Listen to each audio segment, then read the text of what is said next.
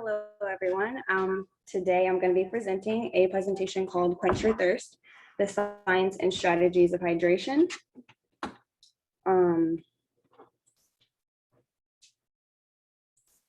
So my name is Alexis Gay. I am from Chicago, Illinois.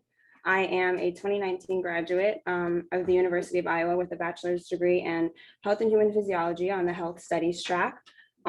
While I was a student here, I was a co-captain of the women's track and field team all 4 years, and I'm currently a post-bac pre-med student here at the university. I enjoy cooking, traveling, and yoga, preferably outside. So today I want to start my presentation with a question for everybody. You can just go ahead and drop in the chat box. How much water do you drink a day?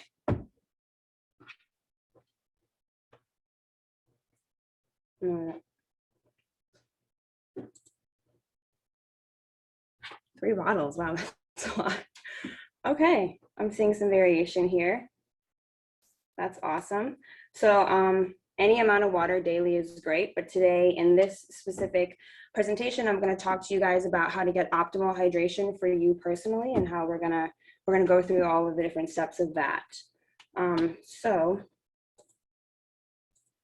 this is the overview of my presentation today. I'm going to start with the scientific importance of water, and then I'm going to move to the concepts of hydration and dehydration, and then I'm going to move to the myths of hydration, and then I'm going to finish with the strategies to help you increase and maintain your hydration daily.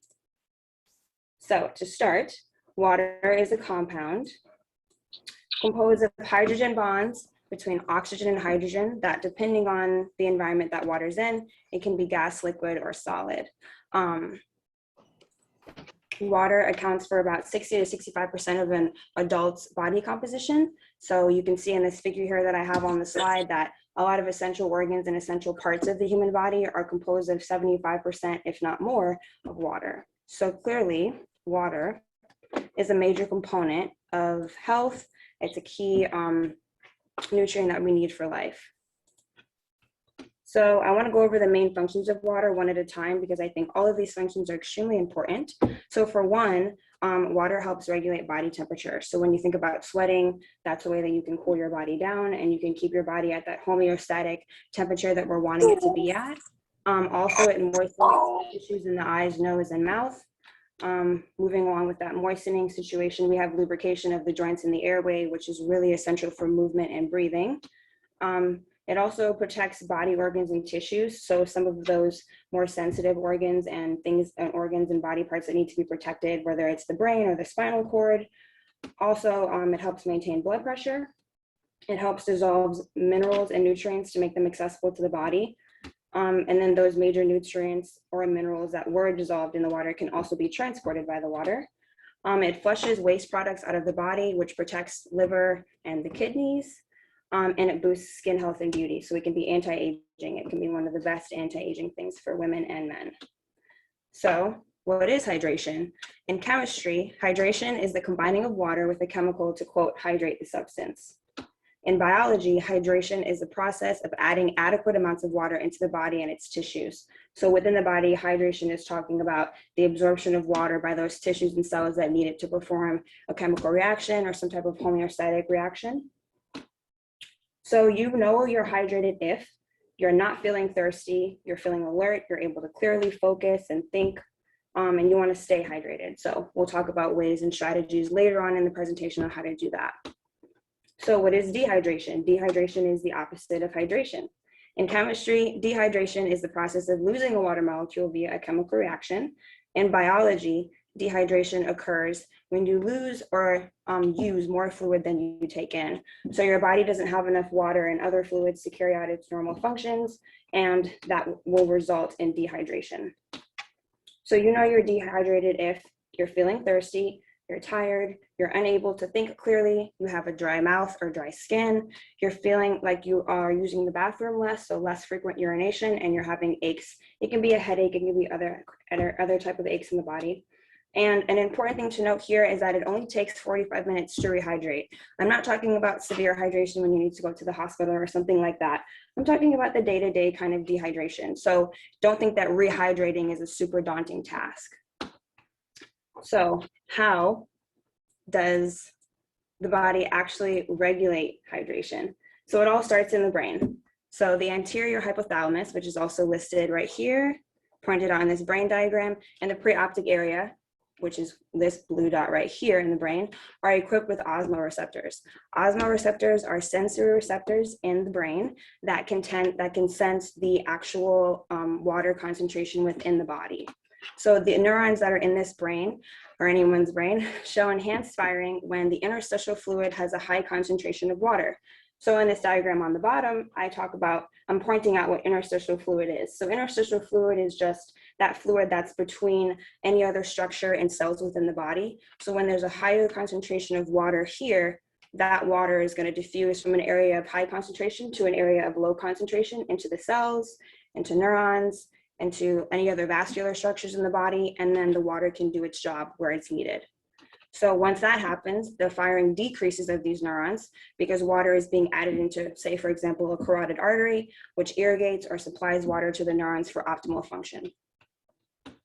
So my next question that you guys can drop in the chat box for me is, how much water do you actually think an adult needs to drink per day?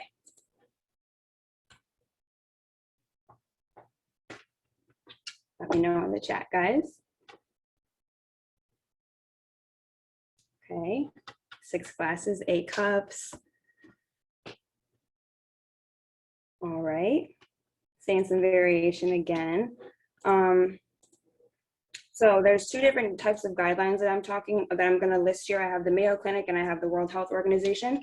The Mayo Clinic suggests that women should drink 11.5 cups and men should drink 15.5 cups. And the World Health Organization, we see a very similar statistic here. I wanted to use 2 different well-renowned or well-respected sources just to show that there's really not much variation with daily water intake for men and women. It's pretty common across the board that this is the amount that you're going to be needing. When I talk about cups, I'm talking about a metric measurement. And when I talk about glasses, I'm talking about the stereotypical glass that you have in your kitchen. And if you don't want to use these generalized measurements, you can also go based off of body weight. So for a male or a female, if you want to use something more specific to you and your actual weight, you can convert your pounds to kilograms and figure out exactly how much water you should be drinking a day. So my final question for you guys today is, what's one myth you've heard about water or hydration? You can drop it in the chat for me. If you drink too much water, you can die.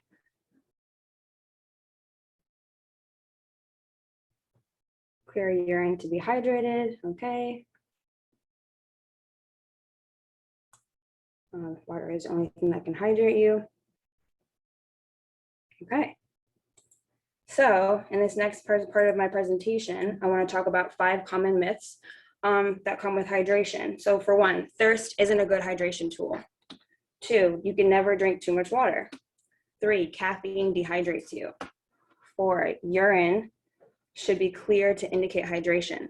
And 5, hydrating eliminates the event of a heat stroke or a cramp. So these are all myths. So to start with the first, thirst actually has been clinically proven to be an accurate homeostatic response and effectively increase hydration. So this is a homeostatic response that your body actually creates when it knows that you're getting to a point of dehydration and you need to drink water. But you should also drink water even when you're not thirsty, drinking it consistently throughout the day, progressively, rather than these extreme bouts of only thirst is not the best way to hydrate. And it's also recommended to find other ways of tracking hydration. So if you're someone that likes to work out, someone that likes to do physical activity daily, checking your sweat rate is a really great way. The second myth, you can never drink too much water. So I want to make it clear that in your day-to-day life, whether you're having a job or you're a student or you're just kind of living life at the moment, it's very difficult to overhydrate. However, you can drink too much water when you are in a state of overexertion, like doing some kind of high intensity exercise. And when you're doing that, you're losing high amounts of water and sodium through your sweat. And so when you're trying to overhydrate and replenish all of that fluid, you're giving yourself back the water, but you're not giving yourself back the sodium and other electrolytes that you need. So that can cause super dangerously low sodium levels. But again, this is super, super rare. People like professional athletes, marathon runners might experience this. So, I mean, you guys I don't want to scare you into hydrating. It's not the point of this presentation. Next myth, caffeine dehydrates you. Caffeine is categorized as a diuretic, which is just a substance that initiates the process of diuresis, which is the production of urine, but it's a very weak diuretic. And research shows that you have to drink 250 to 300 milligrams, which is about 2 cups of coffee, to minimally increase your urine output for only about 3 hours after consuming it. And also studies show that exercise can reverse these effects. So again, you need 2 cups of coffee. It can minimally increase your urine output for only 3 hours. And if you exercise, your body won't even feel those effects. So caffeine absolutely cannot dehydrate you. Next, urine should be clear to indicate hydration. Clear urine is a bit excessive. If it's pale yellow like lemonade, you're pretty much hydrated. The figure on the right kind of gives you an indication of the color that you should be looking for. And actually, if your urine is clear, that's an indication that what's being consumed isn't being used. It's simply being discarded because the body is in surplus of water. It's just getting rid of what it doesn't need. So, but on the other hand, your urine shouldn't be dark like apple juice or have any kind of odor because that does indicate dehydration. And the last myth is that hydration eliminates the event of a heat stroke or a cramp.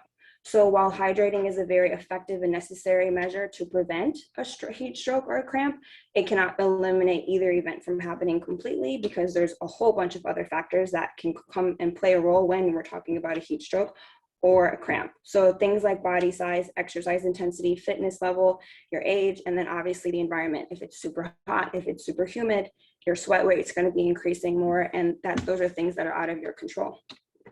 So of course, staying hydrated is a great idea, always, especially when you're working out, but it's not going to eliminate any kind of other event from happening.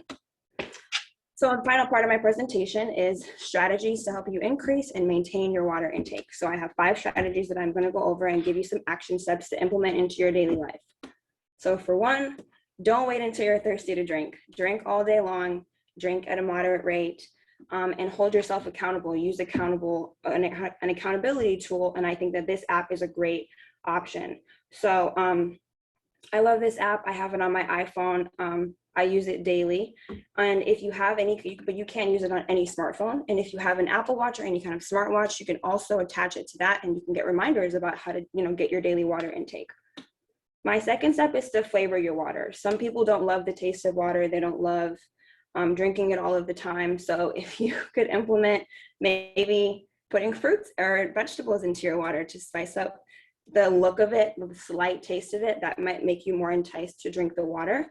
You can also add a flavor, liquid or powder for a change of taste, but just be careful with those because those can have high sugar or preservative contents.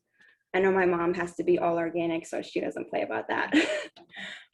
Next tip is to carry a water bottle with you everywhere. So water bottles can be accessories. If you know me, I love accessories. So you can personalize these water bottles to you. And personalize, I mean, think about how you really like to drink water. Like if you like a straw, if you like colorful water bottles, if you like plastic or metal or even glass, ice cold versus room temperature water, and any type of specific brand.